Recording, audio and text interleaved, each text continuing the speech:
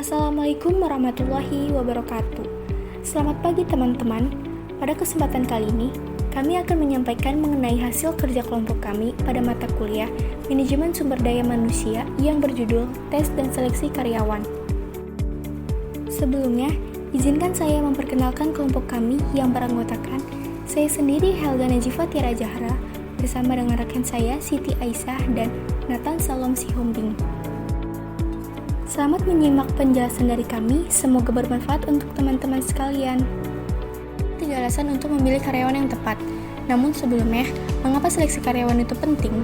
Menurut penulis, seleksi karyawan adalah proses memilih dari sekelompok pelamar, orang yang paling sesuai untuk menempati posisi tertentu dan untuk organisasi. Tujuan dari seleksi karyawan adalah untuk mencapai kesesuaian orang hingga pekerjaan. Seleksi yang buruk dapat menyebabkan kerusakan yang tidak mungkin diperbaiki. Semangat kerja para staf secara keseluruhan pada posisi yang penting. Dalam kasus manapun, menyeleksi karyawan yang tepat adalah penting untuk 3 alasan utama, yaitu kinerja, biaya, dan kewajiban hukum. Alasan untuk memilih karyawan yang tepat, pertama yaitu kinerja. Kinerja organisasi. Karyawan dengan keterampilan dan kemampuan yang tepat akan bekinerja lebih baik untuk Anda dan perusahaan. Karyawan tanpa keterampilan atau yang kasarnya menyulitkan tidak akan bekinerja secara efektif dan kinerja. Yang kedua yaitu biaya. Biaya merekrut dan memperkerjakan. Biaya sangat penting karena dalam merekrut dan memperkerjakan karyawan membutuhkan biaya yang sangat besar.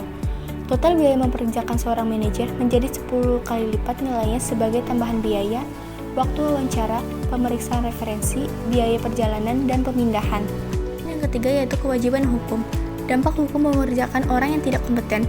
Dalam Undang-Undang I.O. dan keputusan pengadilan, menentukan prosedur seleksi yang tidak diskriminatif untuk kelompok yang dilindungi. Selanjutnya, pengadilan akan memutuskan pengusaha bertanggung jawab saat karyawan dengan catatan kriminal atau permasalahan lain dengan mengambil keuntungan dari akses rumah ke rumah pelanggan untuk melakukan kejahatan. Para pengacara menyatakan bahwa mempekerjakan tenaga kerja dengan latar belakang demikian berarti tanpa perlindungan kesalahan mempekerjakan. Adapun Undang-Undang Ketenagakerjaan Nomor 13 Tahun 2003, Pasal 5 dan Pasal 6. Pasal 5 yang berbunyi, setiap tenaga kerja memiliki kesempatan yang sama tanpa diskriminatif untuk memperoleh pekerjaan. Dan Pasal 6 berbunyi, setiap pekerjaan atau buruh berhak memperoleh perlakuan yang sama tanpa diskriminatif dari pengusaha. Apa itu tes? Tes adalah tindakan atau percobaan yang disengaja untuk mengetahui seberapa baik sesuatu bekerja. Suka atau tidak suka, tes merupakan cara untuk memeriksa pengetahuan atau pemahaman seseorang. Itu adalah instrumen utama yang digunakan untuk mengevaluasi pembelajaran oleh sebagian besar lembaga pendidikan. Dasar-dasar pengetesan dan penyeleksian karyawan yaitu ada reliabilitas dan validitas. Reliabilitas atau reliability adalah persyaratan pertama dari alat seleksi dan berujuk pada konsentrasinya. Tes yang reliable adalah tes yang menghasilkan nilai konsentrasi ketika seseorang mengikuti 2 bentuk yang berlainan dari tes tersebut atau ketika ia mengikuti tes yang sama pada 2 atau lebih kesempatan yang berbeda. Validitas. Validitas adalah skor yang diberikan pada waktu tes atau wawancara sesuai dengan kinerja pekerjaan yang nyata. Karena ujian seleksi haruslah sah, tanpa bukti validitas, tidak ada alasan yang logis atau sah secara hukum yang dapat diizinkan untuk melanjutkan penggunaannya untuk menyaring pelamar pekerjaan. Dalam pengujian pekerjaan, ada 3 cara untuk membuktikan validitas ujian, yaitu validitas kriteria, validitas isi, dan validitas gagasan. Validitas kriteria yaitu validitas yang memperlihatkan bahwa nilai pada ujian atau alat prediksi berhubungan dengan prestasi pekerjaan kriteria, membuktikan bahwa mereka yang berhasil dalam ujian juga berhasil dalam pekerjaan, dan mereka yang buruk pada saat ujian juga melakukan pekerjaan yang buruk. Validitas isi. Ujian yang sah isinya adalah yang berisi sampel dari tugas dan keterampilan yang benar-benar dibutuhkan untuk pekerjaan tersebut. Perusahaan memperlihatkan validitas isi pada ujian yang memperlihatkan bahwa ujian itu merupakan sampel yang wajar dari isi pekerjaan. Prosedur dasarnya adalah untuk mengetahui tugas-tugas pekerjaan dan perilaku yang penting untuk presentasi dan kemudian secara acak memilih sampel tugas dan perilaku yang akan diuji. Validitas gagasan berarti mendemonstrasikan bahwa suatu prosedur seleksi mengukur suatu gagasan adalah tipe validitas yang paling rendah signifikannya, karena hanya didasarkan pada penilaian selintas mengenai alat ukur. Lalu, bagaimana melakukan validitas tes? Tahapan validitas tes ada 5, Yang pertama, menganalisis pekerjaan. Kedua, memilih tes. Ketiga, memberikan tes. Keempat, hubungkan nilai tes dan kriteria perusahaan.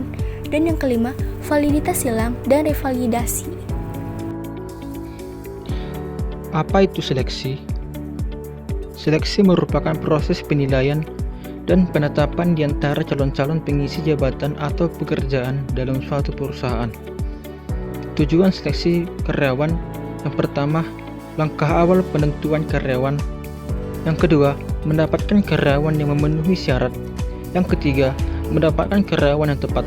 Keempat, mendapatkan karyawan yang efektif bekerja. Kelima, mendapatkan karyawan yang sesuai dengan visi, misi, dan nilai perusahaan.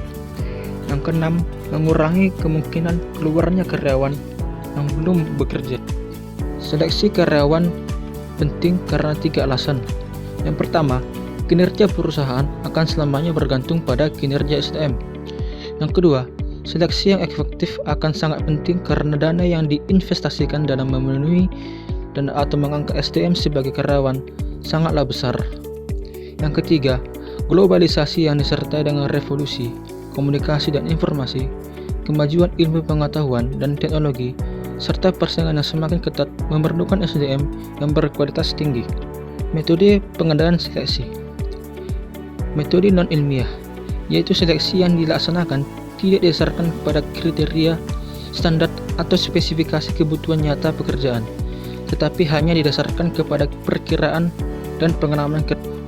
Unsur-unsur yang diseleksi biasanya meliputi surat lamaran, ijazah terakhir, surat keterangan pekerjaan atau pengalaman, referensi, penampilan fisik, atau tulisan pelamar. Yang kedua, metode ilmiah, yaitu pengembangan seleksi non-ilmiah dengan mengadakan analisis cermat tentang unsur-unsur yang diseleksi supaya diperoleh karyawan yang kompeten dengan penempatan yang tepat. Seleksi ilmiah dilaksanakan dengan cara-cara berikut. Metode kerja yang jelas dan sistematis, berorientasi kepada prestasi kerja, berorientasi kepada kebutuhan real karyawan, berdasarkan kepada job analisis dan ilmu sosial lainnya, dan pedoman kepada undang-undang pemburuan. Oke teman-teman, selanjutnya kita akan membahas mengenai jenis-jenis tes. Jenis-jenis tes ini ada 4 macam. Yang pertama, tes kemampuan kognitif. Tes kemampuan kognitif meliputi tes kemampuan logika umum, inteligensi, dan tes kemampuan mental spesifik seperti daya ingat dan pemikiran deduktif. Tes kemampuan kognitif ini dibedakan lagi menjadi 2. Yang pertama, tes inteligensi IQ merupakan tes kemampuan intelektual umum. Selanjutnya yang kedua ada kemampuan kognitif khusus. Nah, ini seperti tes bakat. Selanjutnya ada tes kemampuan motorik dan fisik. Tes kemampuan motorik dan fisik ini akan mengukur kecepatan dan akurasi penilaian sederhana dan kecepatan jari. Nah, seperti ketangkasan manual dan waktu beraksi. Tes ini memberikan wawasan terhadap kemampuan spesial pelamar mekanis. Bahkan bisa juga menyaring pelamar untuk pekerjaan seperti perancang, tukang gambar, dan insinyur. Selanjutnya ada tes kepribadian dan minat kemampuan. Tes kognitif dan fisik saja belum tentu menjelaskan prestasi kerja seseorang. Maka dari itu, perlu adanya tes kepribadian dan minat kemampuan untuk melihat prestasi pekerja. Selanjutnya ada tes pencapaian. Tes pencapaian mengukur apa yang telah dipelajari seseorang. Tes ini mengukur pengetahuan mengenai pekerjaan. Apakah si pelamar ini tahu mengenai pekerjaan apa yang akan dia lamar? Selanjutnya ada sampel dan simulasi kerja. Yang pertama kali ada menggunakan pengambilan sampel kerja untuk seleksi karyawan. Teknik pengambilan sampel kerja work sampling technique adalah teknik yang berusaha untuk memprediksi kinerja dengan mengharuskan kandidat pekerjaan untuk melakukan 1 atau lebih sampel dari tugas pekerjaan tersebut.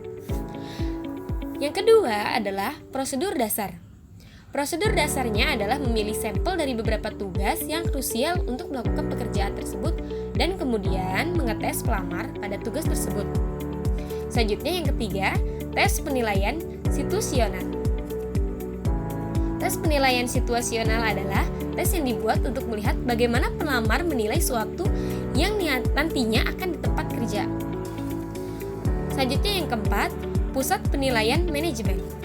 Pusat penilaian manajemen ini adalah sebuah simulasi 2 atau 3 hari yang mana 10 hingga 12 kandidat melakukan tugas manajemen realistis seperti melakukan presentasi di bawah pengamatan para ahli yang menilai potensi kepemimpinan setiap kandidat.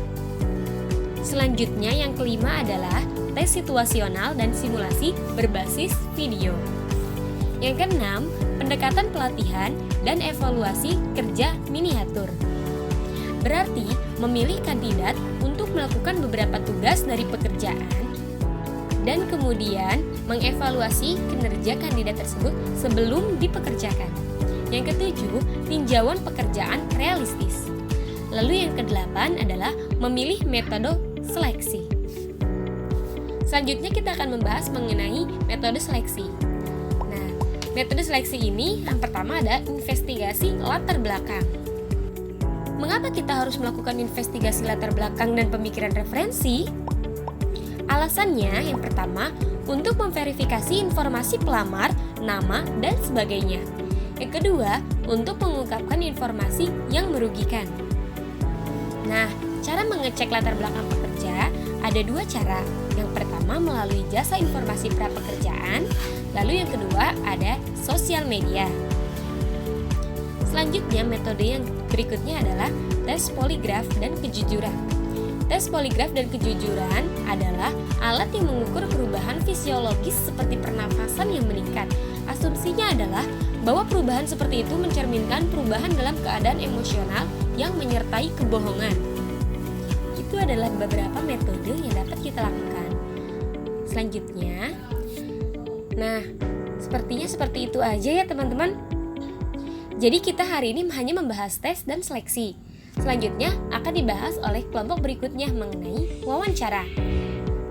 Terima kasih sudah menonton. Semoga mendatangkan manfaat. Keep strong and study hard.